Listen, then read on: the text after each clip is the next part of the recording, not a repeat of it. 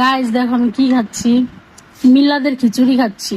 মিলাদের খিচুড়ির মধ্যে এত সুন্দর একটা গ্রান আহে, অনেক মজা লাগে। এই পাতিলে এক পাতিলে দিছিল, এগুলা সবাই খায় শেষ করছে, আমি লাস্টে খাচ্ছি। আর এই মুরগির মাংস দিয়া ঝোল দিয়া খাবো আমি। মিলাদের খিচুড়িতে কি যেন একটা দেয়, অনেক মজা লাগে মিলাদের খিচুড়ি। কোথাও মিলাদ পড়াই দেখলে খিচুড়ি আমি চাই চাই। ওরা মাংস দিছে খুব কম, আলু দিছে, তাও মজা লাগে। আমার মনে হয় কি বাসায় রান্না করলে মানে এই গ্রানটা পাওয়া যায় না, ওরা যেভাবে রান্না করে লেটকা খিচুড়ি। আমার মনে হয় কি এমনিতে বেশি মজা লাগে মাংসর থেকে। হ্যাঁ, মাংস নিছি, মাংসের ঝোল দিছি, মনে হয় কি মাংসর থেকে আমার এমনিতে বেশি মজা লাগে খাইতে।